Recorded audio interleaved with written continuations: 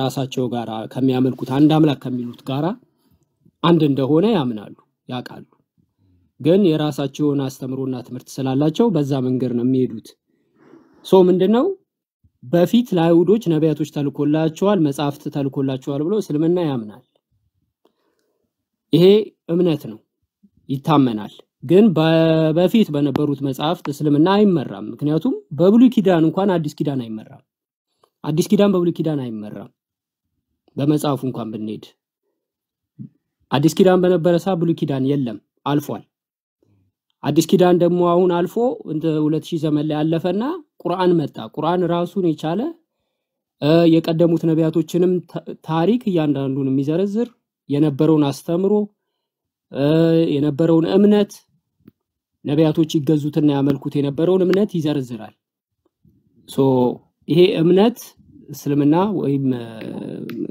ሃይማኖት እስልምና እምነቱ ሙስሊም ብሎ ቁርአን ያስረዳል ይሄንን መረጃ ሲሰጠው ልጁ ወዳልሆነ ቦታ መረጃ እስቲ የጽሁፍ መረጃ ይላሉ ቁርአን ሲሰጥ ኖ ከባይብል ነው የምንፈልገው ይላሉ ባይብል ላይ ሙስሊም የሚል ማየት ይፈልጋሉ እስልምና የሚል ጽሁፍ ባይብል ላይ ጥቅስ ይፈልጋሉ እና እንደዚህ አይነት መልከታ ያላችሁ ይመስለኛል ወይዶ እንደዛ ነው እንትንም እኮ የብሉይ ኪዳን ላይ የነበሩ ነቢያት መጀመሪያ ሲጠቀሙበት የነበረው ማሶሬት የሚባል ዕብራይስጥ ሳይሆን ፓሊዮ የሚባል ዕብራይስጥ ነው አንደኛ ነገር እሱ ነው ሁለተኛ ነገር ፓሊዮ ዕብራይስጡ ራሱ ወደ ግሪክ ሰብጀንት ነው ለመጀመሪያ ጊዜ ተረጎመው በ280 ከክርስቶስ በፊት ሰባው ሊቃናት ራሱ የሚባሉት ወደ ግሪክ ነው የተረጎሙትና የመጀመሪያው የለም ራሱ በኋላ ላይ ማሶሬት የሚባለው በቅብብሎሽ የመጣው ከአራማይስጥ ጋር ቀይጥ የሆነ ዕብራይስጥ ነው ራሱ ዕብራይስጡ ማለት ነው የተዘጋጀው ደግሞ በ780 ነው የተዘጋጀው ረሱል ሰለላሁ ዐለይሂ ወሰለም ካረፉ በኋላ ከረጅም ጊዜ በኋላ ነው ማሶሬት ራሱ በጽሁፍ ደረጃ የተዘጋጀው ስለዚህ እንዲህ አይነት ነገሮችን አይጠይቅም ቀስ በቀስ ነገሮች ይሄዱበትን የተሸረሸሩበትን ነገር የመጀመሪያ የነበረው አንጓ የሌለበትን ነገር እንደዛ አይጠይቅም ሲቀጥል ደግሞ የኢየሱስ አስተምሮት በአረማይስጥ ነው እንደውም አንዳንዴ ኢየሩሳሌም አካባቢ ላይ ሲሄድ ዕብራይስጥ ይጠቀም ነበር ይላሉ ሐዋርያቶችም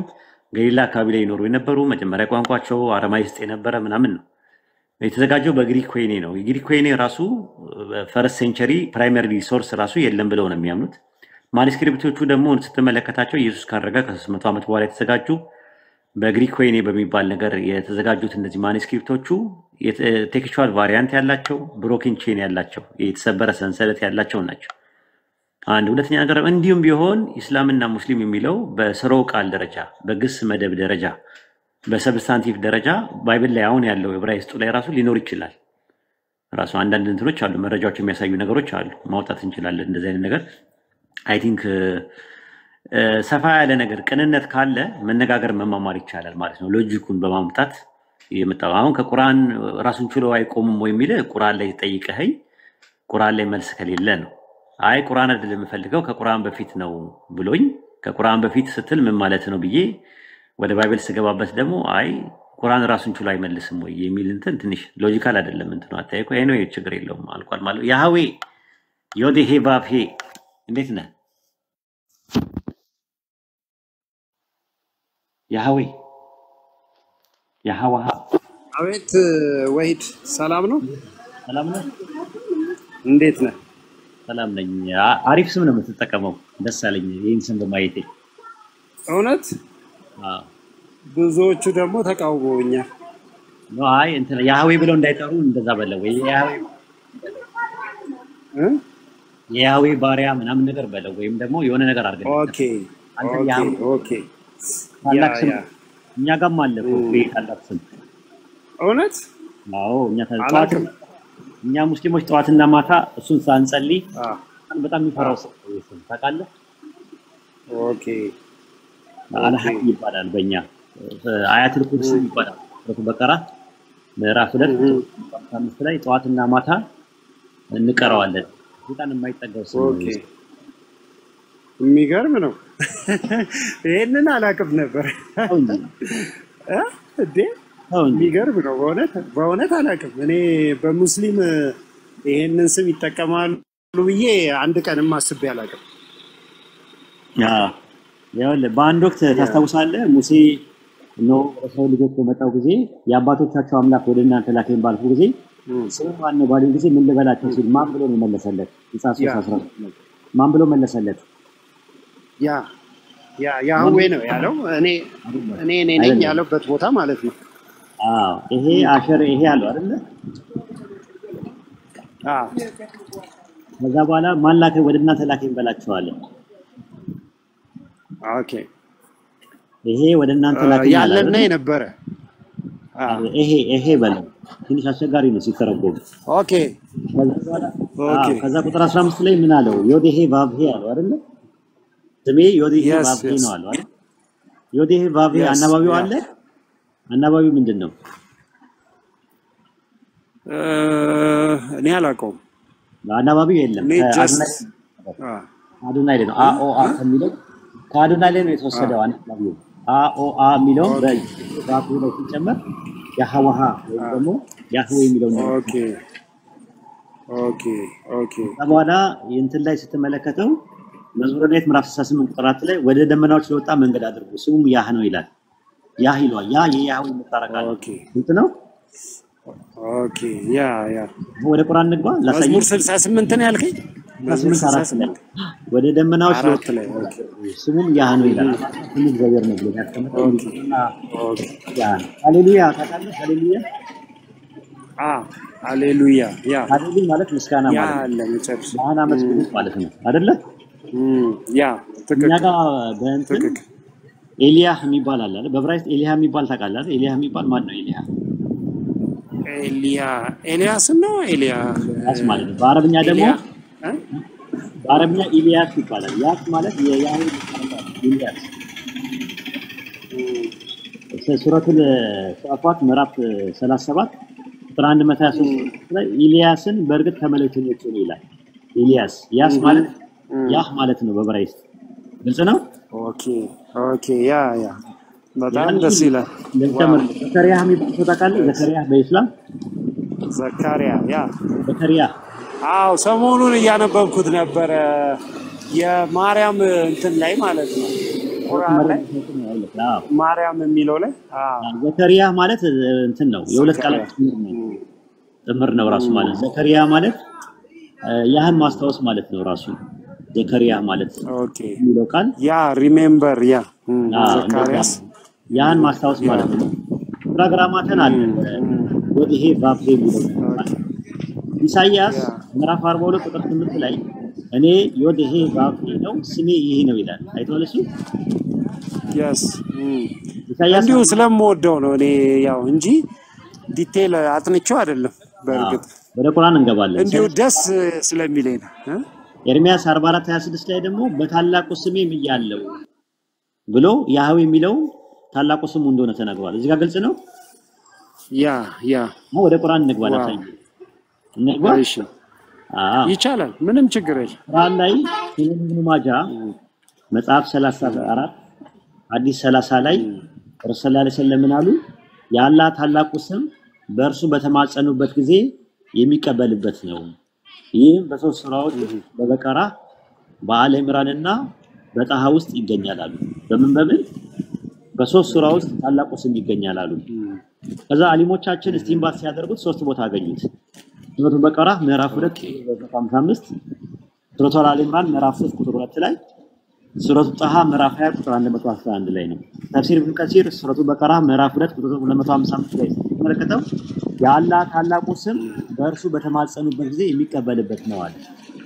ስለዚህ በመላው ዓለም ላይ ያሉ ስሞች ጠዋትና ማታ አያተል ኩርሲን ስንቀራ አላ ሀይ ብለን እንጠራዋለን። ዘሊቢንግ ዋን ያለና የሚኖረው ብለን እንጠራዋለን። ዋው የሚገርም ነው። ሰምቼ አላውቅም ይሄንን። አሁን እንዲህ አይነት አብዛኛው ሙስሊሞች ያውቃሉ፣ ግን ይሄን ነገር ያውቃሉ። ሰምቼ አላውቅም ከማንም ሙስሊም አላህ ታላቁ ስም እንደሆነ ያውቃሉ። ኢብኑ ከሲርን ያነበበ ሰው ያውቃል። ሲናገሩ ሰምቼ አላውቅም። እስሙል ዛት ነው። አላህ የሚለው ስም እስሙል ዛት ነው፣ የተጸውዖ ስም ነው። ታላቁ ስም ደግሞ ዘጠኝ ስሞች አሉ። ከነሱ ትልቁ ስሙ አላህዩ። ባት ግን አዶናይ ምንድነው ትርጉሙ ታውቀዋለህ? አዶናይ ማለት ምንድን ነበረ? ለኛ ተዋጊ ነው የሚለው እንደዚህ መሰለኝ። አዶናይ ማለት ሆነ ማለት ነው ረስቼዋለሁ። ማለት ጌታዬ ማለት ነው ትርጉሙ። አዶኒና አዶናይ አዶኒ ስትል ለፍጡራን የምትጠቀምበት ነው። አዶናይ ስትል ለአንድ አምላክ የምትጠቀምበት ነው። ሁለቱም ትርጉማቸው ጌታዬ ማለት ነው። አዶን ማለት ደግሞ ጌታ ማለት ነው። ኦኬ አዶኒም ማለት ኦኬ አዶኒም ሲሆን አዶን ሲሆን ጌታ ማለት ነው። ጄኔቲክ ፎርም ስታደርገው አዶናይ ወይም አዶኒ ማለት ነው። ኦኬ ኦኬ ኦኬ ለወንድም ለሴትም መሆን ይችላል ማለት ነው። አይቻልም። ኖርማሊ ሰውን ጌታዬ ማለት ሴቶች አዶናይ ምትከራከል ነው። ልክ አይደለም። ሰውን አዶናይ ማለት ይተከራከራል ነው። ኦኬ አብርሃም ላይ ነበረ ልጠይቅ የፈለኩት። ጠይቀኝ ችግር የለውም። አብርሃም እስማኤል እና ይስሐቅ ነው ያው የመጀመሪያ ልጆቹ። ከዛ በኋላ ከቄጡራም እንደወለደ ያው ባይብል ላይ ይናገራልና በዋነኝነት አሁን የሙስሊሙና የአረቡ ክፍል በእስማኤል ነው በይስሐቅ ነው ዘር ግንዳቸው። የትኛውን ሳይድ ነው የሚይዙት? በሁለቱም ነው የምናምነው። ሙስሊሞች በሁለቱም ቁርአን እውቅና የሰጠው በሁለቱም ነው። ስለዚህ በይስሐቅ በኩል የሄደው መስመርን መሲሁን ታገኘዋለህ፣ ኢየሱስን ታገኘዋለህ። እኛ በኢየሱስም እናምናለን፣ መሲህ መሆኑን እናምናለን። አይሁዶች ይጠብቁ የነበረው መሲህ መሆኑን እናምናለን። እኛ መሆኑን ነብይ እንደሆነ በድንግልና እንደተወለደ ኦንቶሎጂካሊ እናምናለን። በዛኛው መስመር ደግሞ በእስማኤል በኩል ደግሞ የተባረከ ነው፣ 12 አለቆች ተብለዋል። በዛ መስመር ውስጥ ደግሞ ረሱል ሰለላሁ ዐለይሂ ወሰለም አሉ። ሁለቱንም መስመሮች እንቀበላለን። ኦኬ ያው ቅድም በእምነት የሚለውን ነገር ወንድማችን ሲናገር ነው ክሊክ ያደረገኝ ነገሩ። በእምነት የሚለው ነገር የእስማኤልን ሳይሆን የይስሐቅን ነው የሚመለከተው ብዬ ነው። የምኑ የእምነት አብርሃምም አመነ ጽድቅም ሆኖ ተቆጠረለት የተባለው ነገር ፉልፊል ያደረገው በእስማኤል ሳይሆን በይስሐቅ ግንድ ነው። የእስማኤል እምነት አይደለም፣ ጀስት በመሳሳት ነው የወለደው እስማኤል። መሳሳት ሳይሆን በመለኮታዊ ዕቅድ ነው እንጂ እሺ ተብሎ ተፈቅዶ አይደል? ተቀብለዋል፣ ኪዳን ተቀብለዋል፣ የተለያየ ነገር ተቀብለዋል ራሱ ማለት ነውና አብርሃም አወላለዱን ነው ምን ቃል ኪዳን የለውም ብዬ ነው። አወላለዱ ላይ አለው ራስ ቃል ኪዳን ገብቷል እኮ። አይ ያው ቃል ኪዳን በኋላ ነው ከተወለደ በኋላ ነው። ቃል ኪዳን አይ ከመወለዱ በፊት የተነገረለት ነገር የለም አለ እንጂ አለ ራሱ ምን አለ ምን ስሙ ማን ነው? ራሱ ልጁ ራሱ ታጋር የተወለደ ልጅ ስሙ ማን ነው? እስማኤል ነው። እስማኤል ማለት ምን ማለት ነው ትርጉሙ? አላውቀውም። ጸሎቴን ሰማኝ ማለት ነው አይደለ? ጸሎቴን ሰማኝ። ኦኬ አዎ። እስማ ማለት መስማት ነው። ኤል ማለት አምላክ ነው። አምላክ ጸሎቴን ሰማኝ ማለት ነው። አብርሃም ምን ብሎ ጸልዮ ነበር ከመወለዱ በፊት? አብርሃም ምን ብሎ ጸልዮ ነበር? 15 ላይ ምዕራፍ 15 ላይ 12 ላይ በቤቴ ያለ ኤሌዘር ሊወርሰኝ ነው ብሏል። እሺ ከዛስ ምን አለው? አይወርስም እግዚአብሔር አይ ከዚህ ይሄ አይደለም የሚወርስ ከወገብ የሚወጣው ነው አለው። አዎ ከወገቡ የሚወጣው ልክ ስለ እስማኤል ምን ብያለሁ አለው። ስለ እስማኤል ጸሎትን ምን ብያለሁ በኋላ ላይ ነው ሰምቻለሁ። አዎ ሲወለድ ደግሞ ባረከው ብቻዋለሁ አለ። አልባረከውም? አዎ ከተወለደ በኋላማ አምናለሁ ነው እሱን እቀበላለሁ። እኮ ግን ከመወለድ በፊት እኮ እንትን ነው እስማኤል ለምን ተባለ ነው ጥያቄው። እስማኤል የተባለ ጸሎትን ሰምቻለሁ አለ። ምን የሚለውን ጸሎት ነው የሰማው ሲባል ልደቱ የሚወጣውን የሚባረክ ዘር እንዳለ ነው። ስለዚህ ከመምጣቱ ከመወለዱ በፊት መጀመሪያውኑም ለአብርሃም ቃል በተገባለት መሰረት ነው የሕፃን ልጅ የመጣው እንጂ ዝም ብሎ በግብር እንጣ የመጣ አይደለም። አይ እንዴ በዘርህ ያለው ምዕራፍ 14 ላይ ደግሞ በዘርህ አሕዛብ ሁሉ ይባረካሉ። ዘርህ ብሎ ያለው ለአንድ ነው ብሎታል። ለአንድ ነው አንድ ነው፣ እሱም ክርስቶስ ነው ይለዋል በኋላ ላይ። አዎ እሱማ እንትን ዘፍጥረት 22 ገላትያ ላይ ሲያስረዳው ማለት ነው። አዎ 22 ይስሐቅን ነው የባረከው በዛ በዛ ኦኬ ግንድ ያ አብርሃም የእምነት ግንድ የይስሐቅ ነው። የእስማኤልን አይመለከተውም። እስማኤልን አይመለከትም። ምክንያቱም እስማኤል የአብርሃም የስተት ልጅ ነው። በስተት አይደለም አጋር ጋር እኮ ገብቶ ነው የወለደው። ሳራ ናት ያው የሚያነሳሳችው እኮ ታዲያ የሚስትን ቃል ስማ ብሎታል እኮ ታዲያ እኮ እሱም እኮ የሚስትን ቃል ስማ ፈጣሪም ብሎታል። ሚስት መካን ስለ በማባረር ነው። በማባረር የሚስትህን ቃል ስማ ያለው አባርልኝ ይሄንን ከልጄ ጋር አይወርስም ብላ ባለች ጊዜ ነው። ቆይ አንዴ ተረጋግተን ዘፍጥረት 16:3 ላይ የአብርሃም ሚስት ሳራ ግብፃዊ ባሪያ አጋርን ወስዳ ለባሏ ለአብርሃም ሚስት ሆኖ ዘንድ ሰጠችው አይልም? ያ ይላል። አጋርም ለአብርሃም ወንድ ልጅ ወለደችለት፣ አብርሃምም አጋር የወለደችለትን የልጁን ስም ማን ብሎ ጠራው ይላል? እስማኤል። የማንን ስም? ከአጋር የተወለደው ልጅ ማለት ነው። የልጁን ስም የማን ልጅ ነው? እስማኤል የአብርሃም ልጅ። ከዛ ዘፍጥረት 17:20 ላይ ስለ እስማኤል ሰምቻለሁ እኔ እጅግም አበዛዋለሁ፣ 12 አለቆች ይሆኑ ታላቅ ሕዝብ እንዲሆን አደርገዋለሁ አላለም? አልተባረከም? በትክክል ተባርኳል አይደለ? እሺ። ከዛ ዘፍጥረት 25:13 ላይ የእስማኤል ልጆች ስም በየትውልዳቸው እነዚህ ናቸው ካለ በኋላ 12 ነገደ እስራኤል ከነገረ በኋላ ዘፍጥረት 17:7 ላይ ቃል ኪዳኔን በእኔና በአንተ መካከል አንተ በኋላ ከዘር ጋር በየትውልዳቸው አቁማለሁ አለ አይደል? ለአንተና ካንተ በኋላ ለዘር አምላክ ሆናለሁ አለ አይደል? ያ ስለዚህ የባሪያይቱ ልጅ ደግሞ ዘር ነው፣ ህዝብ አድርገዋለሁ፣ ዘር ነውና ህዝብ አድርገዋለሁ የሚል የለም። ትክክል። ቃል ኪዳኑን ከሱ ጋር አድርጓል አላደረገም? እሱን እቀበልሃለሁ እኮ ግን አመጣጡ የቃል ኪዳን አይደለም ነው። አመጣጡ ገና ሲጀምር ቃል ኪዳን ይኸውልህ ምን ይላል መሰለህ? በቤት የተወለደው በብር የተገረዘው ቃል ኪዳኔን በስጋችሁ የዘላለም ቃል ኪዳን ይሆናል አለ። በስጋችሁ የሚሆን የዘላለም ቃል ኪዳን ይሆናል አለ ኪዳኑ። ያ አይ እሱን እቀበላለሁ። ወይድ የመገረዝ ኪዳን ማለት ነው። የመገረዝ ኪዳን አለ አይደለ? እሺ ከመወለዱ በፊት ግን የተነገረለት አይደለም እስማኤል። ለምን አልተነገረለትም? እሱን ነው እኔ ፖይንት። ምን እንዲነገር ምንም አልተነገረለትም። ምን ለምሳሌ ምን እንዲነገር? አንደኛ ኢቭን ቀደም አሁን 17 ላይ ጸሎትን ሰምቻለሁ እሱንም እባርከዋለሁ ዘሩን አበዛለሁ ካለ በኋላ ምንድነው ያለው? ነገር ግን ቃል ኪዳኔን ከዚህኛው ከሳራ ከሚወለደው ጋር አጸናለሁ ነው ያለው እግዚአብሔር። ማነው ስምህ? ስማ ያህዌ ማለት ትንሽ እየከበደኝ ነው፣ ይቅርታ። ኤሮን ነው ስሜ፣ ችግር የለም። ኤሮን ማን አስጨነቅኳቸው? ኤሮን ነው ስምህ?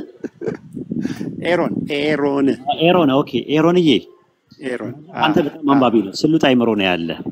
አሁን የጠቀስከው ጥቅስ ላይ ዘፍጥረት ምዕራፍ 17 ቁጥር 21 ላይ ቃል ኪዳኔን በሚመጣው ዓመት በዚሁ ጊዜ ሳራ ከምትወልደው ከልጅ ከይስሐቅ ጋር አቆማለሁ ይላል እንጂ ነገር ግን ብሎ የሚል ነገር የለም። ኤት የሚል ነገር የለም። አንዴ ከፍተህ ታየዋለህ። ዕብራይስጡ የምትችል ከሆነ በት የሚል ነገር የለም። 17 ነው 17:21 ላይ ማለት ነው። አንተ ጎበዝ ነህ።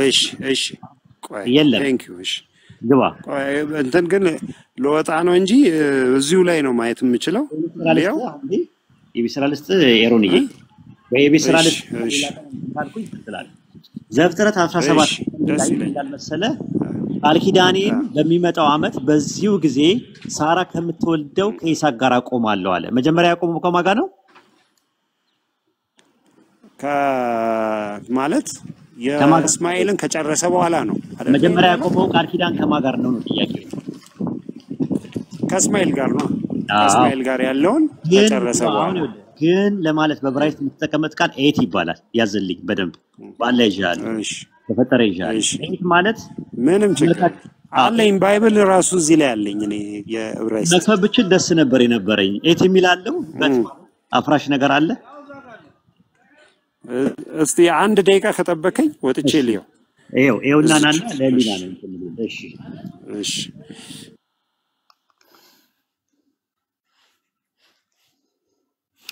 ና ስሚዞዬ ቆይ አድሚንነት ሁሉንም አንስቻለሁ። ቀደም እያስተማርኩኝ እያስገቡ አውቀው ሲያስጮውብኝ ነበር።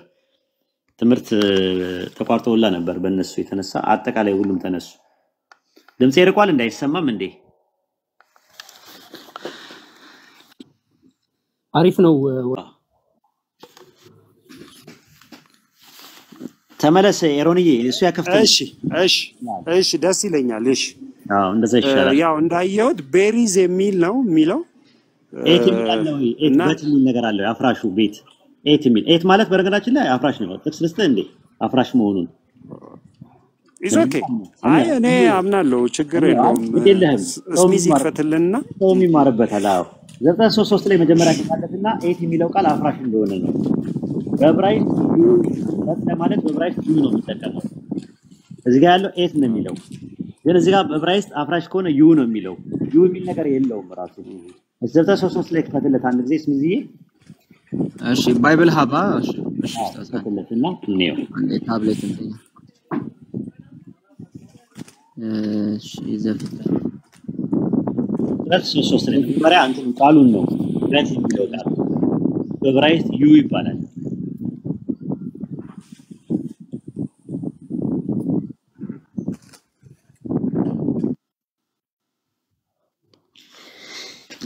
አልሐምዱሊላህ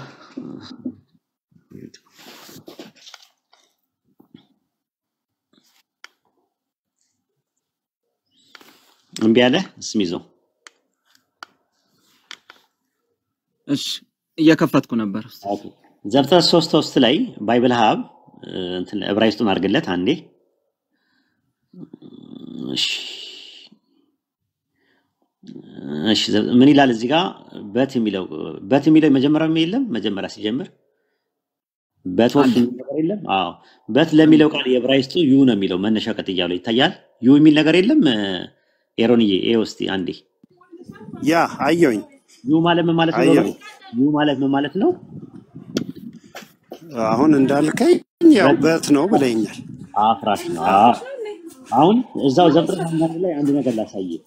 በጣም አንድ ላይ ኤት ማለት ምን ማለት እንደሆነ ኤት ማለት ተመልካች ውስጥ መስተምር ነው በዕብራይስጥ እንጂ አፍራሽ አይደለም። ዘፍጥረት አንድ ላሳየህ። በዕብራይስጥ ኤት ተብሎ አፍራሽ የሚባል ነገር የለም።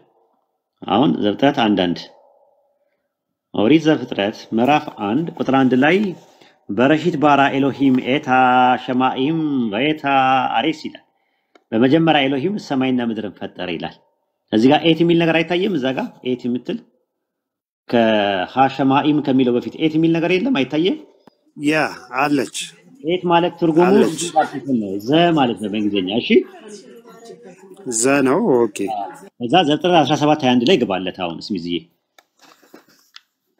ኢንሻአላህ ኤሮንዬ ዛሬ ሻዳም ልትይዝ ትችላለህ፣ አይታወቅም። እንግዲህ ፓስተር እናደር በነገራችን ላይ ነኛ ፓስተር ነው ሲሉ ሰምቼ ነው ላረጋግጥ ብዬ ነው። ፓስተርዬ እንግዲህ ብዙ ነገር ነይ እናተስፋለን። 17 ስንት ሰበክ ታረጋናለህ። 17:1 ላይ 17:21 ላይ ችግር የለም። 17:21 ላይ ዘፍጥረት 27 እዚህ ጋር ያው ቃል ኪዳኔን ይላል። ቃል ኪዳኔን ይላል ለሚለው ቃል ወኤት ነው የሚለው። ሲያስቀምጡት በት ብሎ አስቀምጠውታል። ወኤት ወ ማለት ቨ ማለት ነው በዕብራይስጥ። ቨ ማለት ኤንድ ማለት ነው። እና ማለት ነው። ኤት ማለት ደግሞ ዘ ማለት ነው። ዘ ገብቷል። ዘ ተብሎ ነው የሚነበበው እንጂ በት ተብሎ አይነበብም። አውቀው እነሱ ተረጉሙት በት ብለው ስለተረጎሙት ነው ላንተ የተቸገርከው። ገብቷል። ያንግ ሊተራል ትራንስሌሽን ሲያስቀምጥ ኤንድ ማይ ኮንቨናንት አይ ስታብሊሽ ዊዝ ይስሐቅ ይላል። በተመሳሳይም ከይስሐቅ ጋር ቃል ኪዳኔን አደርጋለሁ አለ። መቼ? የዛሬ ዓመት ነው ማድረገዋል። ዛት ሚንስ የዛሬ ዓመት ከይስሐቅ ጋር የሚያደርገው ቃል ኪዳን ልክ በተመሳሳይም ከእስማኤል ጋር ቀደም ብሎ እንዳደረገው ነው።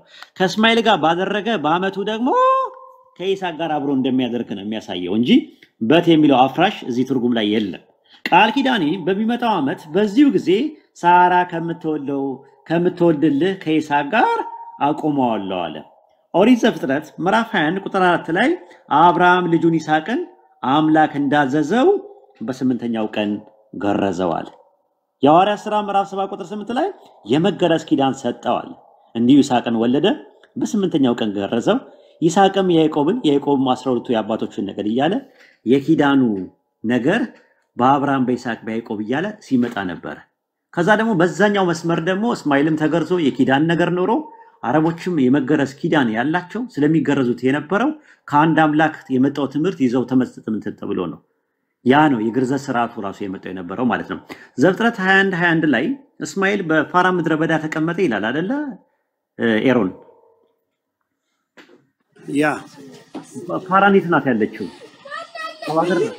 ፋራን ምድረ በዳ ይላል። ሳውዲ አረቢያ ዕንባቆም ምዕራፍ 3 ቁጥር 3 ላይ ቅዱሱ ከፋራን ተራራ ይመጣል ይላል። ማነው ከፋራን? እሷን ነገር በደንብ ወይድ ቼክ አድርጊያታለሁ። እሷን ነገር እሺ፣ እሷ ነገርን እንደው ትንሽ እንዳብራራልህ ከፈቀድክልኝ ይቻላል። ዘሁልቁ ምዕራፍ 10 ቁጥር 12 ላይ ምን ይላል መሰለ?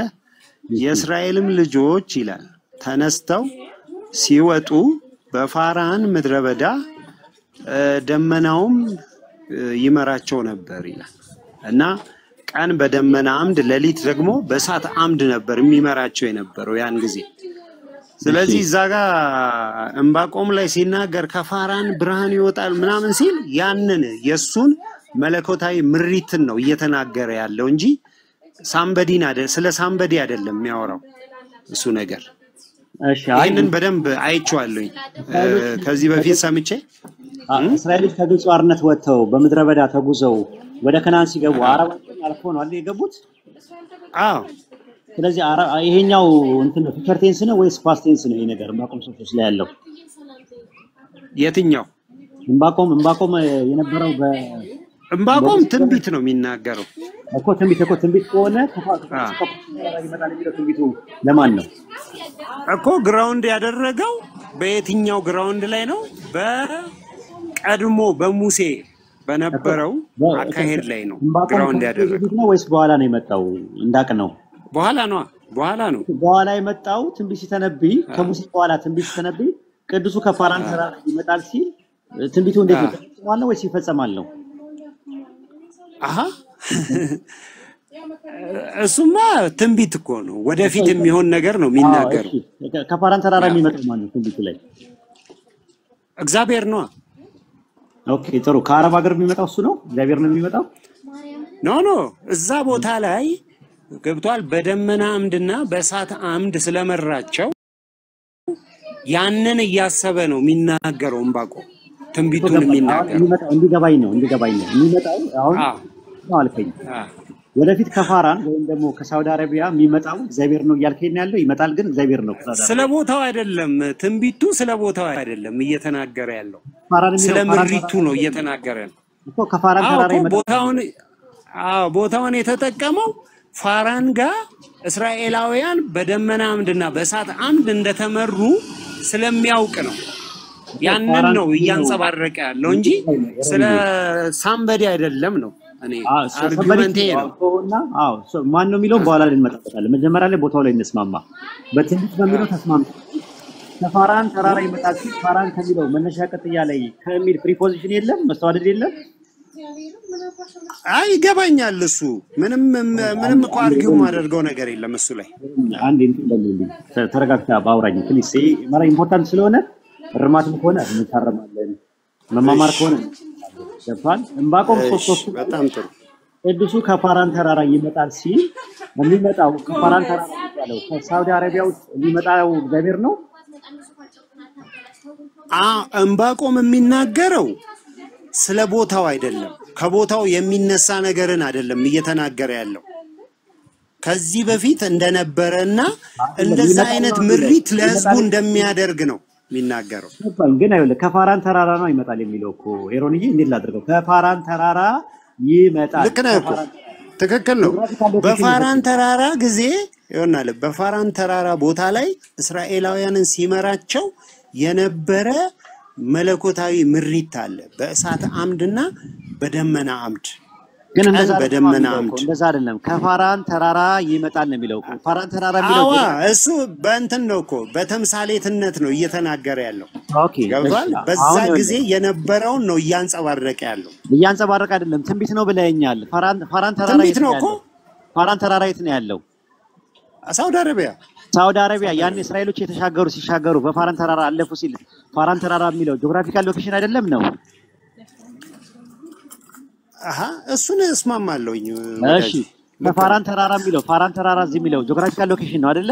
አሁን በዛ አይደለም ነው ትንቢቱ ስለ ቦታው አይደለም ነው ቦታውን የተጠቀመው ገባኝ ቦታውን የተጠቀመው ለምንድን ነው መሰለ እዛ ቦታ ላይ የተፈጸመውን የእግዚአብሔርን መለኮታዊ ምሪት ለማስረዳት ምን ማስረጃ አለ ቦታው አሁን ምንም ጥቅም የለውም ቦታው የትኛው ቦታ ማለት አገሪም ስጠኛ ወደፊት ሳወራ ከሰዎች ጋር ሳወራ ማን ነው የነገረ ቢባል ኤሮንዬ እንድል አልፈልግም እስቲ ማስረጃ ስጠኝ እንደዛ ያልከበት ራስና ተርጓው ምንድነው መሰለ አሁን ትንቢቶች ሲነገሩ ማለት ነው ግራውንድ የሚያደርጉት እዛው ያሉበት ማህበረሰብ የተጠቀሟቸው ነገሮች በመጠቀም ነው ትንቢቶች የሚናገሩ ነቢያቶች አብዛኛዎቹ የነቢያቶችን ስርዓት ስታየው እንደዛ ነው አሁን የጠየቁ የሚናገሩበት ማለት ነው ፋራን ተራራ የሚባለው ጂኦግራፊካል ሎኬሽን ኢላስትራቲቭ እና ፊገራቲቭ ሲምቦሊካል እና አልጎሪካል አድርጎ የተጠቀመበት እስቲ ኮሜንታሪ ስጠኝ እንትኑ እኔ ያየሁት የትኛውን መሰለ ዘውልቁ 10 12 ላይ ያለው ፋራን ተራራ የተባለው ጂኦግራፊካል ሎኬሽን ሲምቦሊካል እና አልጎሪካል ኢላስትራቲቭ እና ፊገራቲቭ ነው ብሎ ኮሜንት ያደረገ አንድ ኮሜንታሪ ስጠኝ ያልኩ እንዳቅ ምናምን ከኪስ ማለት እሱ ነገረኝ ብል ማንንም አያምነኝም ከዚህ በኋላ ኤሮን ነገረኝ ቲክቶክ ላይ መጥቼ ቤቴ መጥቶ ነገረኝ ብዬ ማስረጃዬ አንተ መሆን የለበትም አንተ መሰጠኝ ነገር ነው መሆን ያለበት ስለዚህ መሰጠኝ ነገር ከአንተ ከኪስ ሳይሆን ማስረጃ ስጠኝ እየጠበቅኩ ነው እኔ የምሰጥህ ዘኦንሊ ዘሁልቁ 10 12 ነው እንግዲህ አንደርስታንድ አንተ ማድረግ ከቻልክ ትሏል መጨናነቁ ጥሩ አይደለም ማለት ነው እንትን ላይ ይመጣል ለሚለው አምላክ ከቴማን ይመጣል ቅዱሱ ከፋራን ተራራ ይመጣል ይላል ቅዱስ የሚለው መነሻ ያለ በሚል መተጻመር አለ አይደል ቅዱስና አምላክ ማን ናቸው ሁለቱ በመተጻመር የተለዩት እሱን ልዩነቱን አላየሁትም ልዩነቱን በሚል ኮምፕላቲቭ ኮንጃክሽን ይጠቀማል መተጻመር ይጠቀማል አንድ እሱን ያዝልኝ ያቮ ማለት ምን ማለት ነው ትርጉሙ ያቮ እዚሁ ላይ ዕብራይስጥ ነው ባቆምቶስ ላይ ይመጣል ለሚል የተቀመጠው ቃል ያቮ ነው ያቮ ምን ማለት ነው ትርጉሙ አላየሁትም በዕብራይስጥ አላየሁትም ባይዘው 18 ላይ ሙሴ አማቱን እንዲህ አለ ህዝቡ አምላኩን ለመጠየቅ ወደኔ ይመጣል አለ ወደኔ ይመጣሉ ነው የሚለው ያቮ ነው የሚለው አይደለ ኦኬ ስለዚህ አሁን እዛ ጋር ይመጣሉ የተባሉት ማን ናቸው ባቆም 3 ላይ አምላክ ከቴማን ቅዱሱ ከፋራን ተራራ ይመጣሉ ይላል ማን ናቸው የሚመጡት እንግዲህ እሱን ልዩነት አላየሁትም በእውነቱ ኤግዛምፕል ሌላ ልስጥ አያቸዋለኝ አንደኛ ሳሙኤል ልዩነቶቹ በደንብ አያቸዋለሁ አንደኛ ሳሙኤል ምዕራፍ 26 ቁጥር 7 ላይ ዳዊትና አቢሳም ወደ ህዝቡ በሌሊት መጡ ይላል መጡ ለሚልበት የተቀመጣል ምንድነው አይ በዕብራይስጥ ብዙም እኮ ወሂድ እኛ በዕብራይስጥ ኬት እንትን እንሏለን ሲያስፈልግ ብቻ ነው ምናየው ሁለተኛ ነገሥት ምዕራፍ 4 ቁጥር 6 ላይ ለባሏም በእኛ ዘንድ ሁሉ ጊዜ የሚያልፈው ቅዱስ የአምላክ ሰው እንደሆነ አውቃለሁ አለች ማንን ነው ቅዱሱ ያለችው ማናት ሱናማይቷ ናት እንደዛ ያለችው ማን ኤልሳ ነው አይደል እንደዛ ያለችው ኤልሳ ነው ማንን ነው ቅዱሱ ያለችው ነብዩ ኤልሳ ቅዱስ የተባለው ኤልሳ ነው ኦኬ እምባቆም 3 ላይ ቅዱስ የተባለው ማን ነው እንግዲህ እግዚአብሔርን እንደሆነ ነው እኔ እሱ ጋር ማቀው ማጥናገን እኔ ወላሂ አንድ ነገር ልንገርህ አይሁዶች እያወቁ ያጠፋሉ እኔ ብዙ ጊዜ ተዋውርቻለሁ በዚህ ጉዳይ ላይ እምባቆም 3 ላይ በማወራው ነገር አታስጨንቀን በቃ ተወን ያሉኝ ሰዎች አይሁዶች አሉ እያወቁ የሚያጠፉት ለዛ ነው ሱረቱ በቀራ ምዕራፍ 2 ቁጥር 146 ላይ ለዛ ነው አላህ የሚናገረው እነዛ የመጽሐፉ ሰዎች ወንዶች ልጆቻቸው እንደሚያውቁ መሐመድም ያውቁታል እያወቁ እውነቱን ይደብቃሉ እያወቁ እናንተም ባለማወቃችሁ ይደብቁት አጥናሺ በዕብራይስጥ ቼክ አደርገዋለሁ ችግር የለውም በዚህ ዙሪያ ላይ መጽሐፍ ልስጥ የት ነው የምትኖረው እኔ ወደ ደብረ ብርሃን የሚባል ሀገር ነኝ ሌላ ክልል መጽሐፍ ሌላ ክልል እኔ ይቻላል ደስ ይለኛል እስሚዞ ትችላለህ መላክ የተደበቀ እውነትን አላችሁ ይኖራችሁ ይሁን እስሚዞ አለ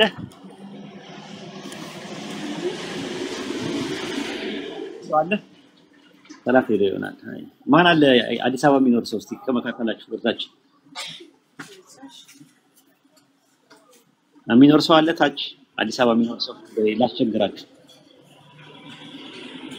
ምንም በእርሱ ሲያምን መዳን ይችላል። አረማዊ የለም፣ እስኩቴስ የለም፣ አይሁዳዊ የለም፣ ባሪያ የለም፣ ጨዋ የለም። ማንም ሰው በየትኛውም ሁኔታ ውስጥ ቢሆን ማለት ነው ይሄ ኢየሱስ ክርስቶስ ወደ እረፍታችሁ ኑ ይላችኋል። እያንዳንዱ ሰው አክሴፕት አድርጎት ይሄንን ጌታ ወደ ልቡ አስገብቶ መዳን ይችላል። በጣም አመሰግናለሁ። እግዚአብሔር ይባርካችሁ። ተባረኩልኝ። አእምሯችሁ ይባረክ፣ መንፈሳችሁ ይባረክ። በኢየሱስ ክርስቶስ ስም እግዚአብሔር መንፈሳችሁን ያብራላችሁ። ተባረኩ። አመሰግናለሁ። ወሂድ እኛ እንደውም አንዴ ቃል ልንመረቅልን ነበር። እንደውም አንዴ ቃል እንደውም ተርፋለ ራሱ ማለት ነውና እንደውም በርታ አላህ በርታ አላህ ይደስ አንተንም ላይላ ኢላላ የሚለውን ገመድ ልትከተል ያንን ተጠቅመን ተከታተልን ምን ፈልጋለን። በርታ ተበራታ አላህ ካንተ ጋር ይሁን። መልካም ጊዜ ይሁን። አሜን። እሺ ላንተም እሺ ጥያቄ ነበረኝ ወገናችን ካልወጣ ወጣ ሳልጠይቅ ግን ሰላም አለይኩም በመጀመሪያ አለይኩም ሰላም ወራህመቱላህ። ስጣራሽ እኮ ቅድም አሰሚም ስራ ላይ ነበርሽ መሰለኝ። አዎ ስራ ላይ ነበርኩ ገና መጣሁ። እንኳን ደህና መጣሽ። አንተ የሆነ ነገር ማለት የምትፈልጊ ከሆነ ነይ በይ። የሆነ ልትወጡ ነው? ነው አይ በይና እንወጣለን። ራሱ ጁማ እኔ ከአንድ ሰዓት በኋላ እንትን አለብኝ ጁማ አለብን። ጁማ እንወጣለን ግን ማረፍም አለብኝ። ያው ከጠዋት ጀምሮም እርቀ ሰላም ለማካሄድ ቤቱን የከፈትነው ለዛ ነበር። በዛው ደርስ ነበር ደግሞ አርብ ቀን የስላሴ ማጠቃለያ ትምህርት ነበረ። ከዛ አንፃር ነው። ግን የሆነ ነገር ማለት የምትፈልጊው ነገር ካለ በይንና ኢንሻአላህ እናጠቃለን። ልሰብክ ነው ወንጌል ልሰብክ ነው። ዛሬ ጁማአ ነው። ወንድ ቤት መስገድ የለበትም። ብዙም አልሰብኩም። 2 ደቂቃ ወንጌል ልስበካችሁና ትዘጋላችሁ። ወገናችን ያው ጥያቄ ሳልጠይቀው ነው የወረደው። በኢየሱስ ማመን ብሏል። ኢየሱስን